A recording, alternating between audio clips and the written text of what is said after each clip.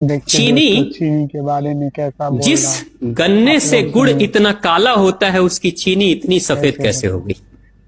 Chemicals उसमें डाले जाते हैं। और मैं एक चीनी मिल के अधिकारी जो मैनेजर है, मैं उनकी बात आपको बता रहा हूं। उन्होंने कहा कि मुझे लगभग 12 साल हो गए चीनी मिल में काम करते हुए, और जब से मैंने काम करना शुरू कर दिया चीनी मिल में, तभी से मैंने घर में चीनी लाना ही बंद कर दिया। मैं तब से अपने बच्चों को चीनी खिलाता ही नहीं हूं, जबकि नौकरी से सैलरी वहीं से मिलती है, मगर चीनी नहीं। मैंने कहा कि आखिर कौन सी घटना घटी जिसके कारण से आपने ऐसा किया? तो उन्होंने बताया एक छोटी सी घटना कि चीनी मिल में जो ये पानी निकलता है ना, चीनी के बनने के बाद उस प्रोसेसिंग में जो पानी निकलता है, उस पानी में वो सारा केमिकल भी मिक्स रहता है, और उस पानी को चीनी मिल वाले लोग अक्सर एक टंकी में जमा करके रखते हैं। ये सभी चीनी मिल वालों के पास में होता है, आप भी कभी जाएंगे तो आपको भी पता चलेगा। वो टंकी में वो पानी रखा जाता है, लेकिन रोज रोज प्रोसेसिंग हो रहा है, रोज चीनी बन रही है, रोज बहुत सारा पानी आ रहा है, तो आखिर कब तक एक टंकी की क्षमता है ना, कितने दिनों तक वो टंकी खाली रहेगी? भर जाती है, भरेगी तो फिर क्या करेंगे? खाली करना है। तो क्या किया था चीनी मिल के लोगों ने? सोचा कि छोड़ो ना, अब कहां जाएंगे उसको फेंकने के लिए कहीं दूर, क्योंकि अब उतनी बड़ी टंकी जिसमें हजारों गैलन पानी है, उसके लिए ट्रांसपोर्ट में कितना खर्च आएगा, तो बेहतर होगा रात के अंधेरे में कहीं खेत में डाल देते हैं। क्योंकि जनरली फैक्ट्रियां तो होती हैं ऐसे ही बिराने में, तो कहीं डाल देते किसी खेत में, क्या पता चलेगा पानी है कि चीनी मिल का पानी है क्या।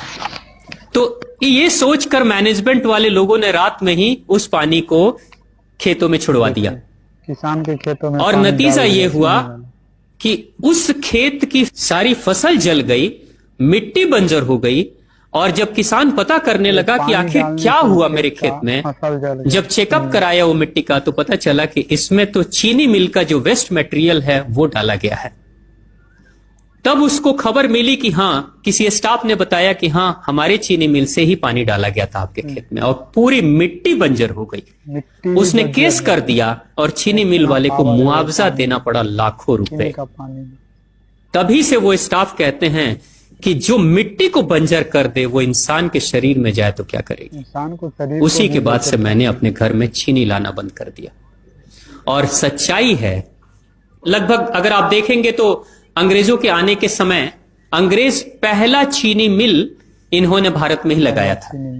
पहला चीनी मिल भारत में ही अंग्रेजों का लगा, और अंग्रेजों ने चीनी की शुरुआत की। भारत के लोग गुड़ खाते थे, चीनी नहीं खाते थे, उन्होंने बहिष्कार किया, बिल्कुल नहीं। लेकिन चीनी और चाय पत्ती दोनों के लिए लोगों को तैयार किया गया था। चाय पिला पिलाकर फ्री में, चीनी के लिए तैयार किया गया और चाय के लिए भी तैयार किया गया। अंग्रेज ने जब से ये शुरू किया है, और पिछले 50 वर्षों से हमारे समाज में चीनी खाने का प्रचलन बहुत तेजी से बढ़ा है, और उसी समय से भारत के लोगों के बच्चों के शरीर में कैल्शियम की कमी होनी शुरू हो गई है। अगर कोई माँ, अगर कोई बहन जो गर्भवती हो, गर्भकाल के दौरान अगर चीनी का सेवन अगर कोई बहन कर रही हो, तो चांसेस ज्यादा होते हैं गर्भपात होने के।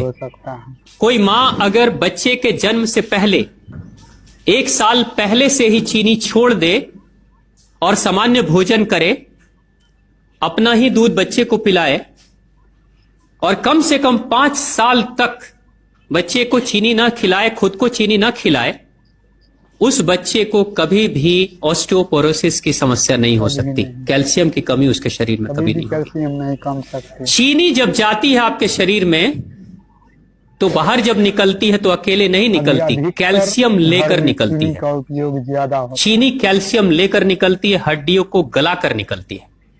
और जिसके शरीर में कैल्शियम की कमी हो जाती है, उसके शरीर में मैग्नीशियम, पोटेशियम, आयरन सबकी कमी हो जाती है। कैल्शियम वो तत्व है कि जिसके शरीर में कम हो जाए, सारे तत्व कम हो जाएंगे। और कैल्शियम की कीमत पे चीनी हम खाते हैं।